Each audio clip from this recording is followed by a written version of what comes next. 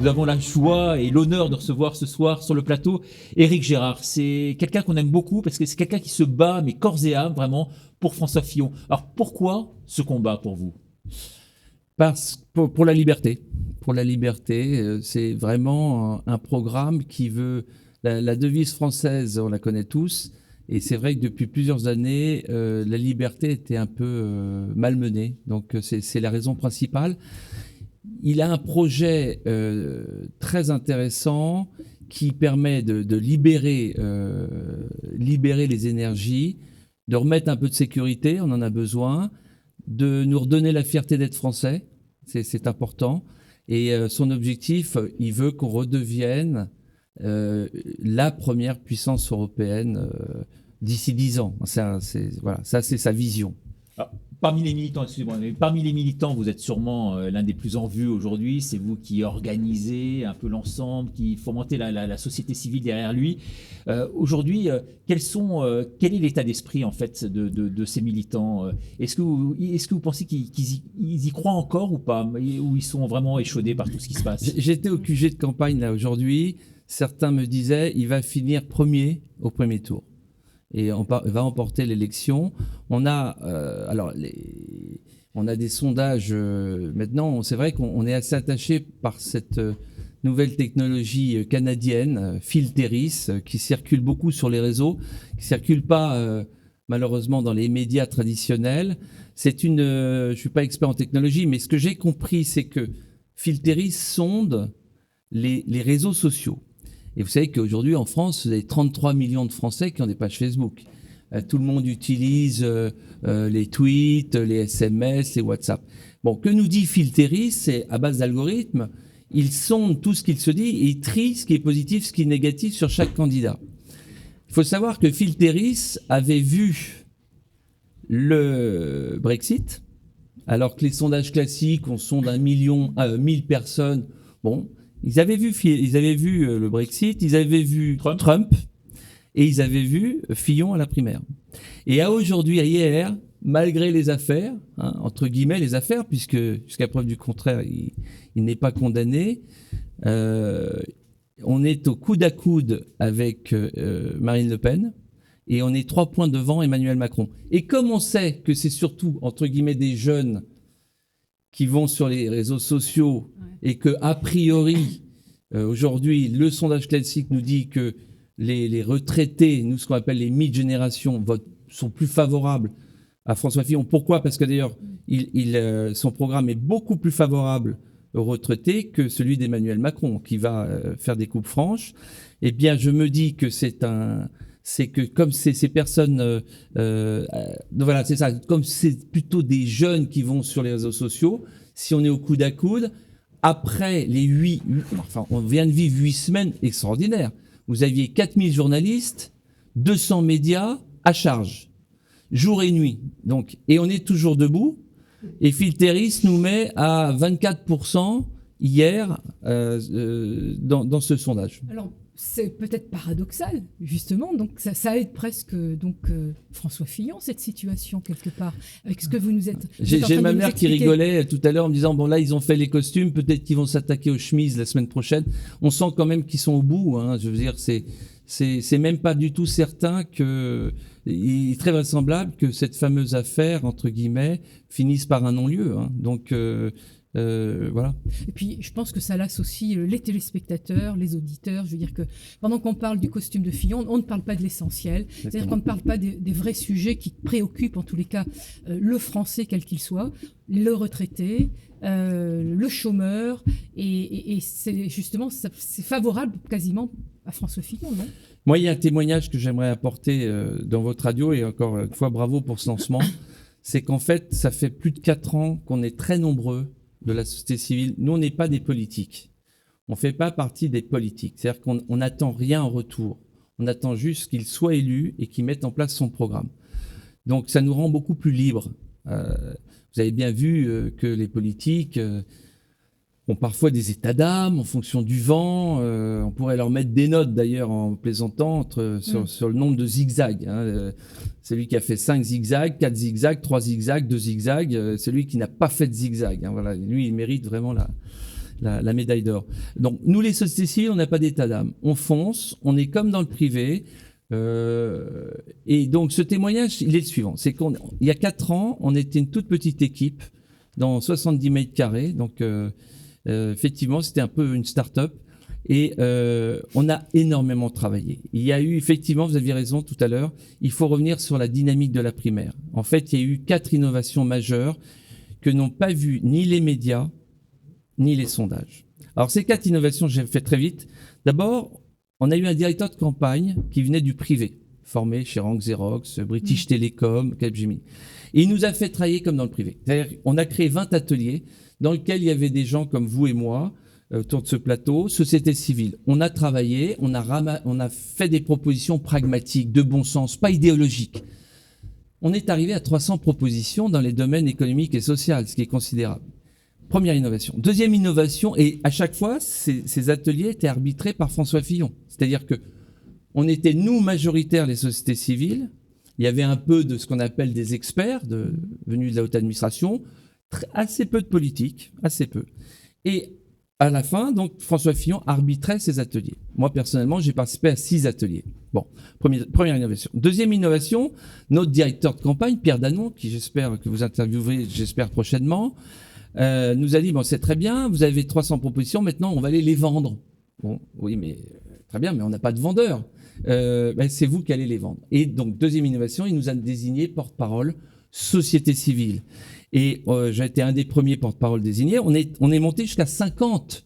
C'est-à-dire que l'innovation, c'était de mettre un élu. Les vendre auprès de qui et comment? Alors, justement, c'était un élu type député, sénateur, qui était pro-Fillon, et un société civile. Et donc, on a, vous savez, un peu sous la forme de ce qu'on appelle les roadshows, avec un PowerPoint dans le dos, on a présenté dans, je crois, 300 réunions publiques, qui entre 50 et 200 personnes à chaque fois.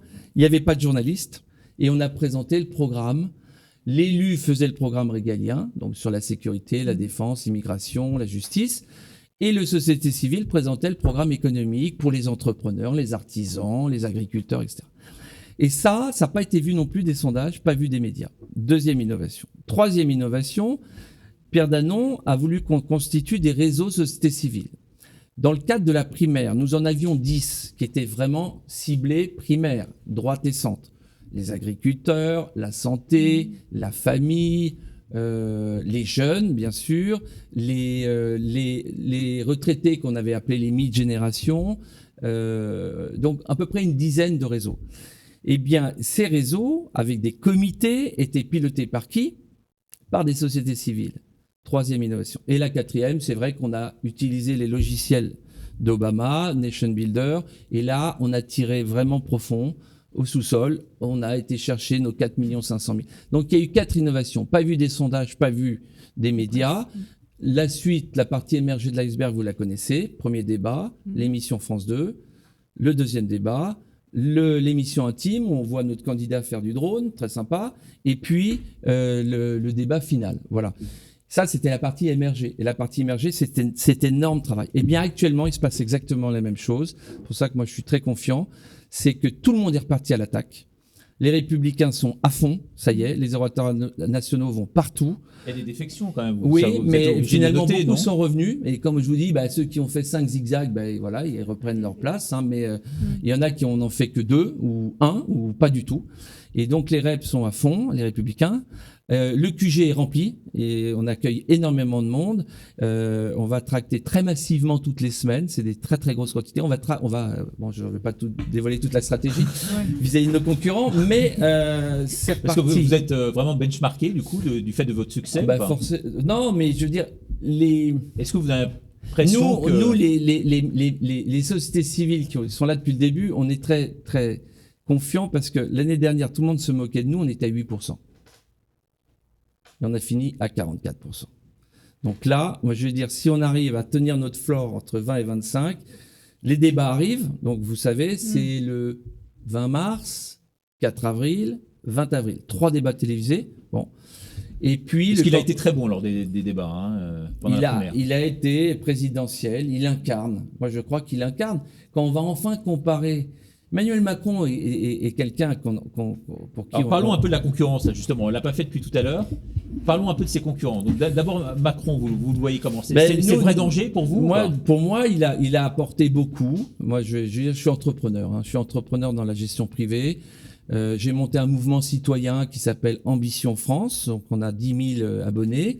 Je l'ai monté justement il y a une douzaine d'années, inauguré par François Fillon, ce qui a créé cette fidélité aux candidats. Emmanuel Macron, il y a 3-4 ans, on buvait du petit lait, quoi. Il nous parlait des 35 heures, de la fiscalité sur l'investissement, du travail qu'il fallait libérer. Bon, là, on sent qu'il fait quand même une campagne plutôt libérale d'ailleurs. Donc finalement, oui, non, mais là, vous avez 2 programmes. Et il faut écouter Stanislas de Bensman qui est passé chez un de vos concurrents, un de vos confrères. Il en parle très bien. Là, on a un vrai programme qui va aller chercher le plein emploi, alors que Emmanuel Macron propose un programme un peu plus light. C'est-à-dire que ce que disait Stanislas, il a raison, c'est que nous, on va peut-être aller vers le plein emploi en 3 ans, ou 5 ans, alors que le programme d'Emmanuel Macron, ça va mettre 25 ans, parce que ça va pas assez vite, c'est pas assez fort. Et ce que vous dites derrière ça, et là je suis un peu surpris, c'est qu'il n'y a pas une si grande différence que ça entre les deux, d'après vous? Ah si, quand même. Il faut vraiment bien regarder les programmes. Je donne quelques exemples. En matière de réduction de la sphère publique, vous savez qu'aujourd'hui, c'est les chiffres traditionnels, on a une dette catastrophique, 2300 milliards. On dépense plus que ce qu'on gagne. François Fillon veut réduire les dépenses publiques de 100 milliards, quand Emmanuel Macron veut les réduire de 60 milliards. La sphère publique, c'est 6 millions de fonctionnaires. Moi, j'aime beaucoup les fonctionnaires. Mon père était fonctionnaire. Je préfère avoir un peu moins de fonctionnaires mieux payés, mieux valorisés, qui vont avoir vraiment qui vont pouvoir se projeter. Il faut savoir que les fonctionnaires n'ont pas été augmentés depuis 5 ans quand même. Bon, alors la réduction que propose François Fillon, elle est très raisonnable. C'est de l'ordre de 1,5% par an. C'est du non-remplacement dans les agents publics fonctionnaires et contractuels. Donc 1,5%, enfin il y a beaucoup de chefs d'entreprise, d'entrepreneurs qui comprendront. Moi je cite souvent ma PME, c'est comme si on est 15, c'est comme si je disais à mon responsable des ressources humaines, on est 15, tu as 2 départs en retraite qui arrivent. Bon, il faudrait que dans 5 ans, de 15, on passe à 14. Peut-être une dernière question vous concernant sur le positionnement de François Fillon aujourd'hui. Est-ce que vous pensez qu'il faut qu'il ratisse plutôt à droite, quitte à prendre des voix à Le Pen, ou au contraire qu'il aille du côté des jupéistes ou... Les deux, mon capitaine. Je crois qu'on doit... En fait, il faut qu'on soit nous-mêmes. On va enfin parler du programme. Là où je suis pas tout à fait d'accord, Richard, il y a quand même le programme économique est vraiment beaucoup plus fort, beaucoup plus puissant. On n'a pas parlé de la fiscalité de l'investissement, il y va beaucoup plus fort. Donc lui, il supprime l'ISF. Emmanuel Macron ne fait qu'une suppression partielle. Bon, sur les revenus de l'épargne. Ils disent tous les deux la même chose, mais par exemple sur l'investissement dans les startups, ils proposent la possibilité de réduire son impôt si vous investissez dans une entreprise ou une startup. Il dit aussi sur les artisans. Ça c'est très important. On est bon sur les artisans et les commerçants et on le dit pas assez. Pourquoi? On leur propose une baisse de charges très forte. Pareil sur les agriculteurs, on baisse les charges massivement. Emmanuel Macron ne va pas aussi loin dans la baisse des charges. Nous, on baisse les charges. Regardez le programme, c'est très important ce qu'on fait sur les entreprises et sur les ménages. On y va beaucoup plus fort. Très bien, mais écoutez, en tout cas, on vous remercie beaucoup d'être venu. On vous félicite pour une telle mobilisation. On est vraiment très très impressionné par tout ce que vous faites. Et le message, si je peux le passer, c'est que vous allez sur notre site, le site de campagne, tout est là. Fillon2017.fr. Vous avez une rubrique qui vient de sortir, qui est très bien faite, Société civile. Vous allez retrouver nos 20 réseaux thématiques. Donc, puisqu'on a ouvert de nouveaux réseaux, c'est très important, on en dira peut-être un mot ce soir. Et chacun peut s'inscrire dans ces comités peut même créer son propre comité. Il reste 38 jours. Ça paraît, en fait, c'est une éternité sur le plan médiatique. Donc, société civile, allez-y, inscrivez-vous, rejoignez-nous, venez tracter, mobilisez. Les réseaux sociaux sont là pour ça. C'est une campagne sur les réseaux sociaux. Si on la gagne, ça sera grâce aux réseaux sociaux. On peut pas dire que ça sera grâce aux médias traditionnels. Et grâce à la mobilisation quand même de la société civile. Exactement. Vous faites partie. Exactement. C'est vrai que, enfin, vous l'avez expliqué, c'est quand même une révélation de savoir qu'il y a cette force de société civile derrière le candidat. Et qu'on ne voit jamais dans les médias parce que comme nous ne sommes pas connus, ça n'intéresse personne.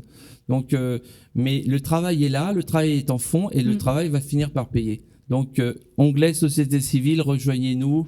Il y a encore beaucoup de travail à faire. Merci beaucoup d'être venu sur ce plateau.